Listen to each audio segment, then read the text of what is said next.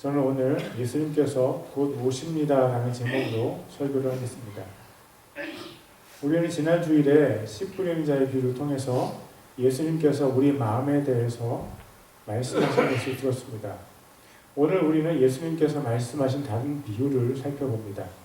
지난 주에 살펴본 비유와 다르게 오늘의 비유는 예수님께서 구체적인 설명을 우리에게 주지 않으셨습니다.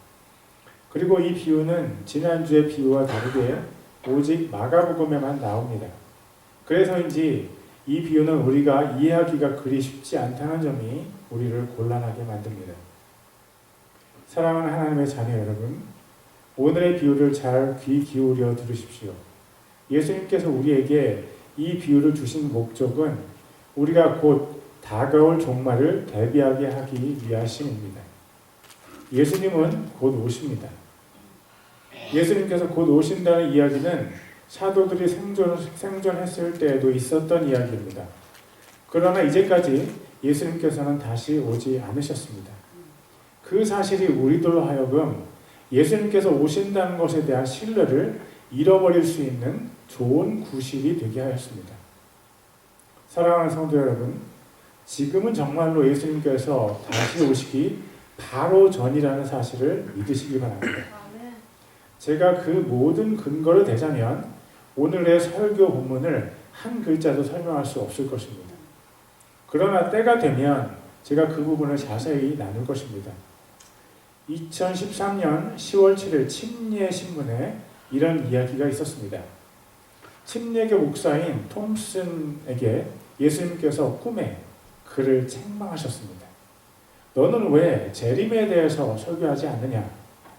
톰슨 목사는 그 주에 예수님께서 곧 오신다는 설교를 했다고 합니다.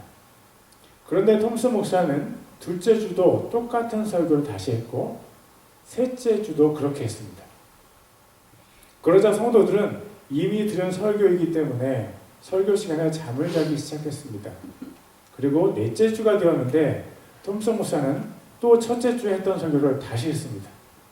그때는 더 많은 사람들이 설교 시간에 잠을 자고 있었습니다. 바로 그때 교회 천장에서 여러 사람이 일제히 나팔을 불었습니다. 또 동시에 예수님께서 지금 오신다! 라면서 큰 소리로 우렁차게 외치는 사람들의 목소리가 예배당 안에 울려 퍼졌습니다. 그러자 대부분의 성도들이 깜짝 놀라며 의자 밑으로 숨어버렸습니다. 그런데 성도들 중에 몇 사람은 독특한 반응을 보였습니다. 그들은 자리에서 일어나서 마라나타, 아멘, 주 예수여 오시옵소서 라고 외치며 예수님을 환영했습니다. 이것은 톰슨 목사가 영적으로 잠자고 있는 성도들을 깨우치기 위해서 일부러 꾸민 일이었습니다. 바로 그때 톰슨 목사가 성도들에게 반복적으로 이렇게 물었습니다. 왜 숨었습니까? 왜 숨었습니까? 왜 의자 밑으로 숨었습니까? 그러자 교인들이 하나둘씩 일어나서 울기 시작했습니다. 예수님의 재림을 준비하지 않은 성도들의 회개가 일어났습니다. 그리고 교회는 종말론적인 신앙을 회복하면서 부흥의 역사가 일어났다고 합니다. 만약 지금 우리에게 큰 나팔 소리가 들리고 예수님께서 오신다는 소리가 들린다면 여러분은 어떻게 반응하시겠습니까? 우리는 항상 준비가 되어 있어야 합니다. 왜냐하면 예수님께서 언제 오실지 정확한 시간을 아무도 모르기 때문입니다. 오늘의 설교 본문을 살펴보겠습니다. 마가복음 4장 26절입니다. 또 그분께서 이르시되 하나님의 왕국은 마치 사람이 씨를 땅에 심는 것과 같으니. 우리가 지난주에 본 씨 뿌리는 자의 비유에서는 하나님께서 씨를 뿌리셨습니다. 그렇다면 오늘 본문에서 씨를 뿌리는 사람은 하나님일까요? 성경에서 씨를 뿌리는 사람 두 부류가 있습니다. 한 분은 하나님이시고 또 다른 씨 뿌리는 사람은 전도자입니다. 고린도전서 3장 6절입니다. 나는 심었고 아볼로는 물을 주었으되 오직 하나님께서 자라나게 하셨나니. 바울은 복음의 씨앗을 고린도 지역에 심었습니다. 그리고 아볼로는 고린도 교회가 복음 안에서 잘 자라도록 물을 주었습니다. 그러나 그 모든 일은 하나님께서 사역자들을 통해서 하신 일입니다. 전도자가 말씀의 씨앗을 심든지 아니면 하나님께서 직접 하시든지 모두 하나님께서 하신 일입니다. 그러나 오늘 본문에는 우리를 혼란스럽게 한 부분이 있습니다. 마가복음 4장 27절입니다. 그가 밤낮으로 자고 깨고 할 때 그 씨가 돋아나서 자라되 어떻게 그리 되는지 그가 알지 못하느니라. 씨를 심은 사람이 밤에 자고 낮에 깨어났다. 씨를 심은 사람은 그 씨가 어떻게 성장했는지 알지 못했다. 이런 표현들을 볼 때 씨를 심은 사람은 하나님이 아니라 사람이라는 생각이 듭니다. 하나님께서는 주무시지도 않고 졸지도 않으십니다. 그리고 하나님께서는 모르시는 것이 전혀 없으십니다. 그러므로 이 구절에서 보면 씨를 뿌린 사람은 하나님이 아닌 전도자인 것 같습니다. 그런데 이 비유에서 씨를 뿌리는 사람이 하나님이시라는 생각이 드는 표현이 있습니다. 마가복음 4장 29절입니다. 그러나 열매가 맺히면 그가 즉시 낫을 대나니 이는 수확할 때가 이르렀기 때문이라 하시니라. 복음의 씨앗이 자라나서 열매가 맺히면 씨를 심은 그 사람이 수확을 합니다. 이 수확은 바로 종말에 예수님께서 다시 오셨을 때 일어날 일입니다. 계시록 14장 14절에서 16절까지입니다. 또 내가 보니 보라 흰 구름이 있고 그 구름 위에 사람의 아들 같은 분이 앉으셨는데 그분의 머리 위에는 금관이 있고 그분의 손에는 예리한 낫이 있더라. 또 다른 천사가 성전으로부터 나와 구름 위에 앉으신 분에게 큰 음성으로 외쳐 이르되 주의 낫을 휘둘러 거두소서. 땅에 수확물이 익어 주께서 거두실 때가 이르렀나이다 하니 구름 위에 앉으신 분께서 자기의 낫을 땅 위에 휘두르사 땅을 수확하십니다. 사람의 아들이신 예수님께서 낫을 가지셨습니다. 그리고 예수님께서 구름 위에 앉으셔서 낫을 땅 위에 휘둘러서 수확하십니다. 이것은 분명히 예수님께서 구름을 타고 재림하시는 장면을 말합니다. 낫을 휘둘러서 수확한다는 것은 구원받을 자들이 휴거되고 멸망받을 자들이 영원한 유황불못에 던져진다는 것입니다. 이 구절을 보면 마가복음 4장에서 씨 뿌리는 사람이 성자 하나님이신 예수님인 것 같습니다. 그런데 예수님께서 잠을 주무시나요? 또 예수님께서 모르시는 것이 있으신가요? 도대체 이 이야기에 씨 뿌리는 사람은 예수님인가요? 아니면 전도자인가요? 우리가 씨 뿌리는 자가 누구인지 알기 위해서 마가복음 4장 27절을 다시 읽겠습니다. 그가 밤낮으로 자고 깨고 할 때 그 씨가 돋아나서 자라되 어떻게 그리 되는지 그가 알지 못하느니라. 자고 깬다. 그가 알지 못한다는 표현은 씨 뿌리는 사람이 그 씨의 성장에 관심과 지식이 없다는 것을 말하는 것 같습니다. 여기에서 우리는 예수님의 제자들의 입장을 다시 한번 생각할 필요가 있습니다. 예수님의 제자들은 예수님께서 부활하신 이후에 다시 한번 예수님으로부터 버림을 당한 것 같았을 것입니다. 예수님께서 하늘로 올라가신 것을 보았고 그 이후에 자기들만 덩그러니 남겨진 사실을 자각하게 된 것입니다. 예수님 없이 제자들은 무엇을 할 수 있을까요? 그들은 너무나 허탈했을 가능성이 있습니다. 그러나 예수님께서 하늘로 올라가시기 전에 그들에게 주신 말씀이 있습니다. 요한복음 16장 7절입니다. 그럼에도 불구하고 내가 너희에게 진실을 말하노니 내가 떠나가는 것이 너희에게 유익하니라. 내가 떠나가지 아니하면 위로자께서 너희에게 오지 아니하시리라.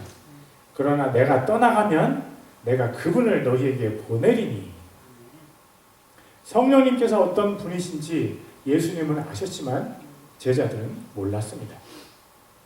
예수님께서 부활하신 것을 보니 누군가가 오실 것은 분명했습니다.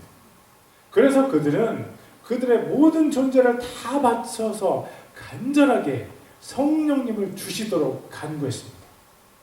예수님의 말씀대로 성령님께서 그들의 머리 위에 불꽃이 갈라지는 것처럼 임하셨습니다. 그때부터 제자들은 성령님이 이끄시는 대로 사람들에게 예수님의 죽으심과 부활을 전했습니다. 그때 이 땅에는 예수님께서 안 계셨다는 사실을 기억하십시오. 예수님은 하늘나라에 하나님의 보좌 오른편 보좌에 앉아 계셨습니다. 제자들의 관점에서 보면 이 땅에서 무슨 일이 일어나는지 하늘에 계신 예수님께서 모르시는 것처럼 보일 수도 있습니다. 그리고 어떤 제자의 눈에는 예수님께서 이 일에 관심도 없는 것처럼 보일 수도 있습니다. 이 땅에서 일어나는 하나님 나라의 관점에서 보면 예수님은 그런 농부와 같이 보일 수도 있습니다. 예수님께서 잠도 안 주무시고 모르는 것도 하나도 없으십니다. 그럼에도 불구하고 예수님께서 자신을 이렇게 표현하신 데는 이유가 있다고 저는 생각합니다. 이 땅 위에서 복음을 전하는 제자들의 입장에서는 예수님께서 그런 농부로 비춰질 수도 있다는 것입니다. 그래서 저는 씨 뿌리는 사람을 예수님이라고 믿습니다. 마가복음 6장 26절을 다시 읽겠습니다.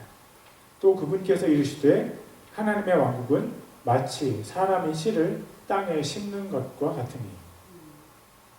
예수님은 우리에게 하나님의 나라를 가르쳐주고 계십니다. 그리고 씨라는 단어를 헬라어로 보면 씨 앞에 영어의 정관사 the, 즉 그가 붙어 있습니다. 그 씨는 구약 성경에서 하나님께서 말씀하셨던 그 씨라는 말입니다. 창세기 3장 15절입니다. 내가 너와 여자 사이에 또 내 씨와 여자의 씨 사이에 적개심을 두리니 여자의 씨는 내 머리를 상하게 할 것이요 너는 그의 발꿈치를 상하게 할 것이니라 하시고, 그 씨는 여자의 씨, 즉 수처녀인 마리아에게서 태어나신 예수님을 가리킵니다. 창세기 12장 7절입니다. 주께서 아브라함에게 나타나 이르시되 내가 이 땅을 내 씨에게 주리라 하셨습니다. 하나님께서 가나안 땅을 예수님의 출생지로 정하셨습니다.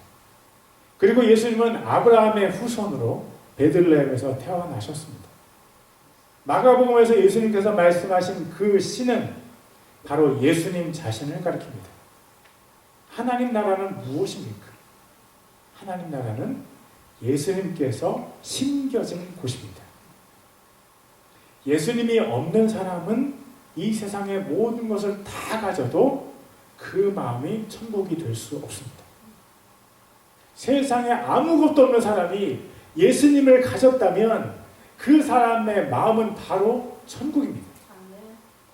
당신은 당신의 마음 안에 예수님을 가졌습니까? 예수님께서 당신의 마음 안에 살아 계십니까? 예수님께서 당신의 왕으로 당신의 마음의 왕좌에 앉아 계십니까? 사람들은 자기 마음속을 천국으로 만들고 싶어서 여러 가지 시도를 합니다. 평화로운 음악을 들어보기도 하고 재미있는 일들을 찾아서 헤매기도 합니다. 어떤 사람들은 담배나 술 또는 마약에 의지해서 마음의 평안을 가져보려고 시도합니다. 그러나 모두 다 헛된 것들입니다. 블레이즈 파스칼이 그의 책 팡세에 이런 글을 썼습니다. 이 갈망과 무력함은 인간에게 한때 진정한 행복이 있었다는 것 외에 무엇을 선포하는가? 지금은 그 행복의 빈 자국과 흔적만 남았다. 그는 주변의 모든 것으로 그것을 채우려고 헛되이 노력한다. 그는 주변의 모든 것으로 이를 채우려고 애쓰지만 소용이 없다. 그는 존재하는 것에서 찾을 수 없는 도움을 존재하지 않는 것에서 찾는다. 하지만 아무도 도울 수 없다. 이 무한한 시면은 무한하고 불변하는 대상으로만 채워질 수 있기 때문이에요. 다른 말로 하면 바로 하나님 자신으로만 채워질 수 있다. 우리는 본능적으로 행복하고 싶어 합니다. 그 행복은 어디에 있습니까? 어르신들은 다 경험하셨죠? 그 행복은 결혼에 있지 않습니다. 그 행복은 좋은 직장에 있지 않습니다. 도대체 행복은 어디에 있습니까? 행복은 하나님께 있습니다. 진정한 행복은 오직 예수님 안에만 있습니다. 우리의 마음이 좋은 밭이 되고 말씀이신 예수님이 우리의 마음에 들어오셔야 우리가 행복해질 수 있습니다. 예수님 자신이신 하나님의 말씀을 예수님께서 우리 마음에 뿌리십니다. 예수님께서 왜 그렇게 하십니까? 예수님만이 우리의 마음을 행복하게 하실 수 있기 때문입니다. 하나님 자신께서 우리의 마음의 주인이 되셔야 우리가 참된 행복을 느낄 수 있습니다. 여러분 중에 지난주 설교를 듣고 자신의 마음에 성령님의 비가 내리기를 간구하신 분 있습니까? 설교를 듣고 서목사 설교 잘했다 라고 생각하고 끝난 분들은 스스로를 안타까워해야 합니다. 야고보서 1장 22절과 23절입니다.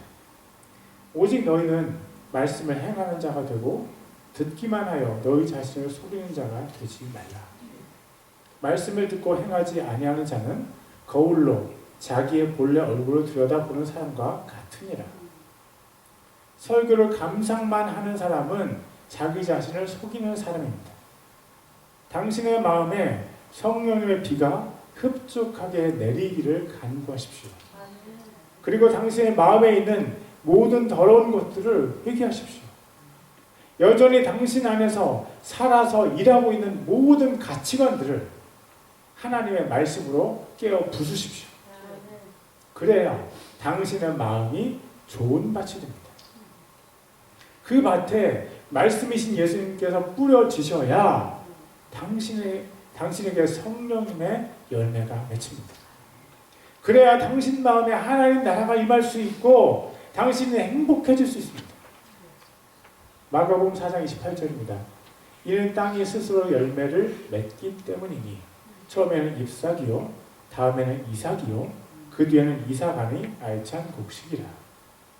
땅이 스스로 열매를 맺는다는 것은 땅이 좋은 밭이라는 것입니다. 우리 개인의 마음이 좋은 밭이 되어야 합니다. 그러나 이 비유는 우리 개인의 영적인 상태를 강조하려고 선포된 것이 아닙니다. 이 비유는 예수 그리스도께서 인류 역사에 등장하셔서 죽으신 것을 말합니다. 예수님께서 인류 역사에 단 한 번 피해 제사를 드리셨습니다. 그리고 사후에 그분은 부활하셨습니다. 예수님께서 승천하신 후에 예수님의 복음이 능력 있게 전파되었습니다. 복음이 전파된 모양을 비유한 것이 바로 잎사귀와 이삭과 이삭 안에 알찬 곡식입니다. 사도행전에서 성령님께서 임하신 것이 잎사귀입니다. 그리고 그 이후로도 성령님께서 각 교회와 개인에게 임하신 것 모두 잎사귀입니다. 하나님께서 시작하신 교회가 온 세상을 정복하기 시작했습니다. 그것이 바로 이삭입니다. 쌀이나 밀에 열매의 껍데기가 생겼지만 아직 열매가 꽉 찬 것은 아닙니다. 사도행전 1장 8절입니다. 오직 성령님께서 너에게 임하신 후에 너희가 권능을 받고 예루살렘과 온 유대와 사마리아에서 그리고 땅의 맨 끝 지역까지 이르러 나를 위한 증인이 되리라 하십니다. 복음이 전파되는 곳에는 예수님을 위해 핍박을 받는 사람들이 생겨납니다. 그리스도 예수님 안에서 하나님의 뜻대로 살고자 하는 모든 사람은 핍박을 받기 때문입니다. 그리고 그 중에는 순교자들도 생겨납니다. 계시록 6장에 보면 예수님께서 5째 공연을 떼신 뒤에 제단 아래에 순교자들의 혼들이 있었습니다. 그 그들이 자기들의 피에 대한 원수를 갚아달라고 예수님께 간구했습니다. 그러자 예수님께서 이렇게 말씀하셨습니다. 계시록 6장 11절입니다. 그분께서 그들에게 각각 흰 예복을 주시며 또 그들의 동료 종들과 형제들도 그들처럼 죽임을 당해 그 수가 차기까지 그들이 아직 조금 더 안식해야 한다고 그들에게 말씀하시더라. 예수님께서 순교자들의 혼들에게 말씀하셨습니다. 순교자의 숫자가 찰 때까지 조금만 더 기다려라. 이 말과 같은 말이 또 있습니다. 마태복음 24장 14절입니다. 왕국의 이 복음이 모든 민족들에게 증언되기 위하여 온 세상에 선포되리니 그지야 끝이 오리라. 복음이 전파될 때 하나님의 말씀대로 살다가 순교한 사람들이 생깁니다. 순교자의 숫자가 가득 차면 하나님께서 예수님을 이 땅에 보내십니다. 그때가 바로 추수의 때입니다. 마가복음 4장 29절입니다. 그러나 열매가 맺히면 그가 즉시 낫을 대나니 이는 수확할 때가 이르렀기 때문이라 하시니라. 여기서의 열매는 순교의 열매를 가리킵니다. 순교의 열매는 모든 성령님의 열매들을 가늠하는 표지입니다. 순교의 열매는 가장 고귀한 헌신의 열매입니다. 순교의 열매는 하나님께서 가장 받기 원하시는 아름다운 열매입니다. 순교의 열매가 된 사람들은 하나님과 가장 가까이에서 그분을 섬기게 될 것입니다. 이것이 오늘 우리가 본 첫 번째 비유입니다. 예수님께서 또 다른 비유를 말씀하시기 전에 이 말씀을 하십니다. 마가복음 4장 30절입니다. 또 그분께서 이르시되 우리가 하나님의 왕국을 어디에 비유할까? 혹은 그것을 무엇과 비교할까? 우리의 관심은 어디에 있어야 합니까? 우리의 관심은 반드시 하나님 나라, 즉 천국에 있어야 합니다. 우리를 천국에 데려가시는 것이 하나님의 가장 큰 소망이십니다.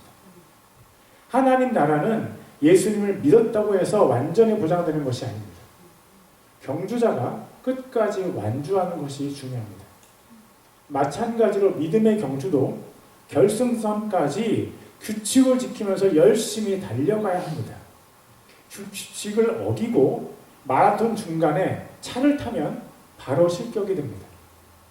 인생이란 마라톤에서 절대 예수님을 버리지 마십시오. 예수님은 우리를 버리지 않으십니다. 절대 버리지 않으십니다. 그러나 우리는 예수님을 버릴 수 있습니다. 그런 선택을 한 사람들은 회개하지 않으면 절대 천국에 들어갈 수 없습니다. 끝까지 예수님을 꽉 붙잡으세요. 교회에서 누가 여러분을 괴롭게 한다고 해서 주일 예배를 중단하는 사람은 참으로 어리석은 사람들입니다. 그런 사람은 절대 천국에 갈 수 없습니다. 하나님을 예배하는 것을 중단하는 사람이 어떻게 천국에 갈 수 있습니까? 하나님께 유튜브로 하나님께 예배를 드리기 중단하는 사람의 마음에 말씀의 씨앗이 자랄 수 있을까요? 유튜브로 설교를 듣는 것이 예배가 될 가능성도 약간 있습니다. 만약 유튜브로 설교를 듣는 사람이 온 마음과 정성을 다해서 설교를 듣고 헌금도 드리고 기쁘게 찬송도 드린다면 가능하지 않을까요? 그러나 혼자서 그렇게 한다는 것이 결코 쉽지 않다는 것을 우리는 압니다. 사랑하는 성도 여러분, 무슨 일이 있어도 누가 여러분을 방해해도 교회에 꼭 붙어 있으세요. 우리 모두 함께 천국 갑시다. 오늘의 두 번째 비유를 살펴보겠습니다. 마가복음 4장 31절입니다. 그것은 마치 겨자씨 한 알과 같으니라. 하나님 나라는 겨자씨 한 알과 같다는 표현은 바로 예수님 자신을 가리킨 것입니다. 로마서 5장 19절입니다.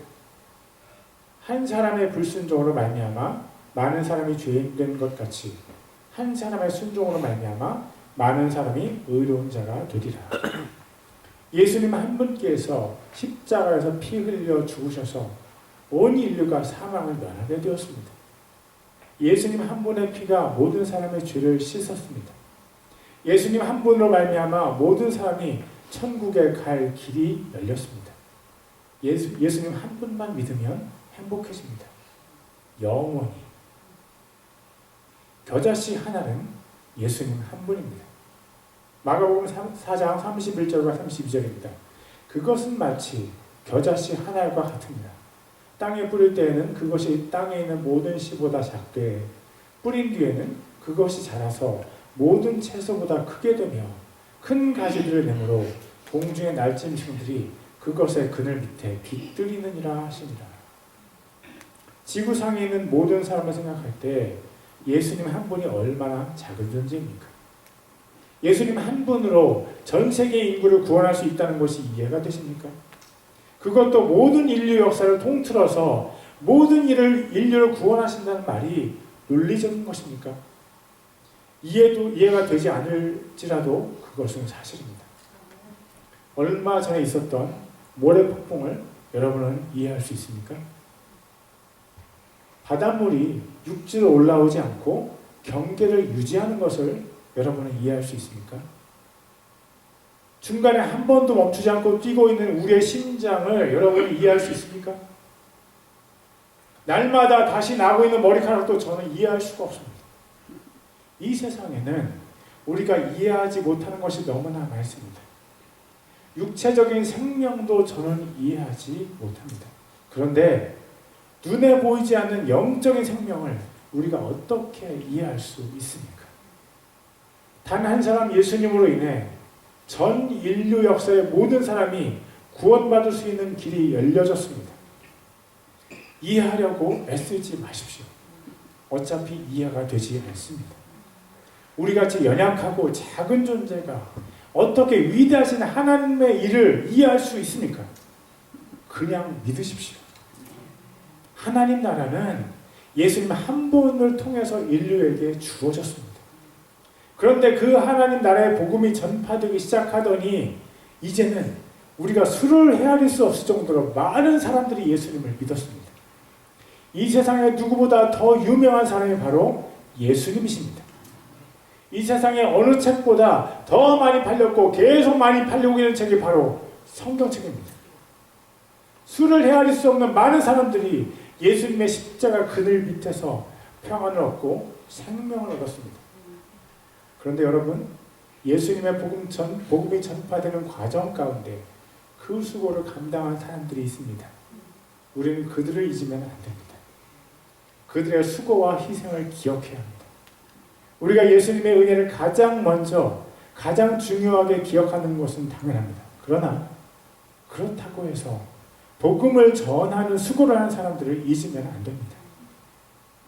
미국에 누가 가장 먼저 복음을 전했습니까? 바로 영국에서 박해를 당하면서 목숨을 걸고 대서양을 건너온 청교도들입니다. 우리는 매 추수감사주일마다 그들의 희생을 기억하려고 했습니다. 그리고 누가 한국의 복음을 가장 먼저 전했습니까? 토마스 선교사가 한국 교회 최초로 순교하면서 성경책을 전달했습니다. 순교는 선교의 꽃입니다. 그리고 지금도 예수님의 복음을 전하기 위해서 순교를 각오하고 섬기는 분들이 있습니다. 그들의 수고로 지금 미국이 세계 최강의 나라가 된 것입니다. 예수님을 믿은 사람들이 양심적으로 살았기 때문에 지금의 미국이 있는 것입니다. 하나님의 사람들이 있는 나라에는 소망이 있습니다. 대한민국에 소망이 있습니까?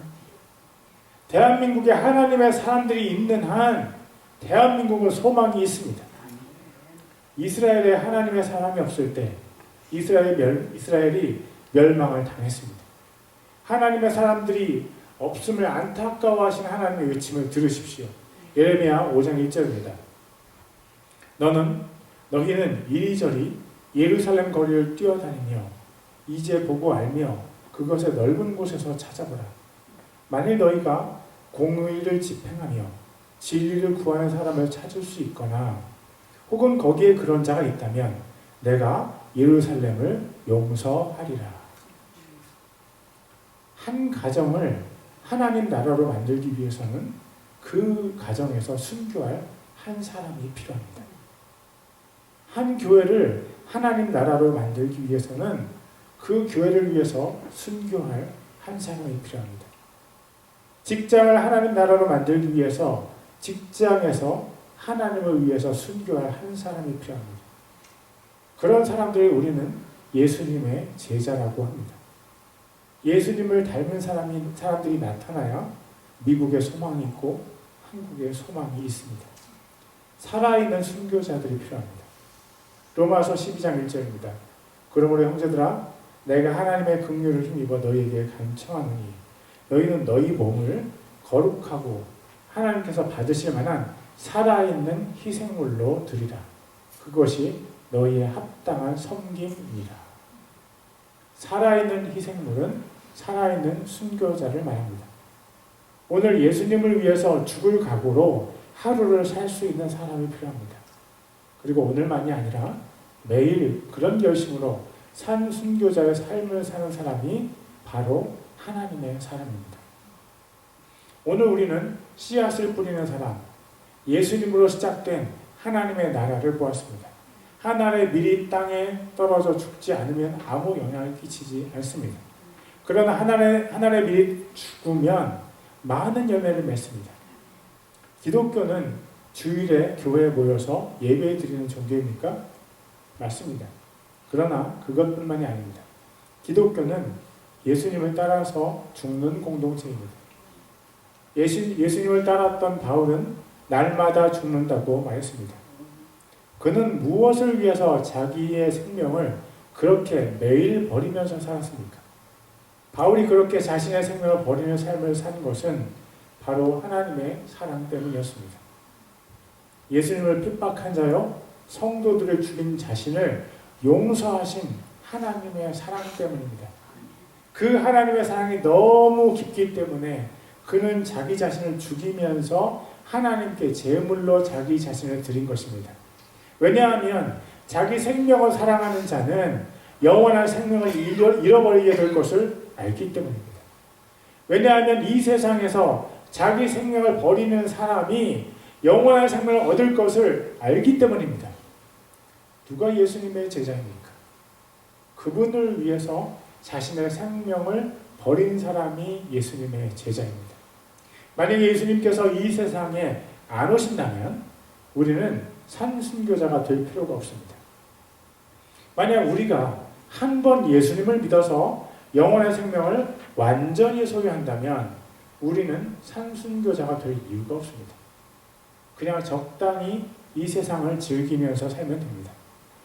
그러나 만유의 주제이신 예수님께서 이 땅에 다시 오셔서 심판을 하신다면 우리는 이렇게 살면 안 됩니다. 만약 심판주께서 예수님이시고 그분이 우리를 심판하신다면 우리는 다르게 살아야 합니다. 로마서 12장 2절입니다. 너희는 이 세상에 동화되지 말고 오직 너희 생각을 새롭게 함으로 변화를 받아 하나님의 선하시고 받으실 만하며 완전하신 뜻이 무엇인지 입증하도록 하라. 예수님은 우리에게 증거를 요구하십니다. 입증해라. 우리의 삶이 회개했다는 증거. 여러분에게 구원받을 믿음이 있다면 그 증거를 예수님께 보여주세요. 여러분의 생각과 삶이 변화되지 않으면 그것은 예수님 앞에서 전혀 증거가 되지 못합니다. 예수님께서 곧 오십니다. 그분은 우리의 삶을 샅샅이 뒤져서 증거를 찾아내실 것입니다.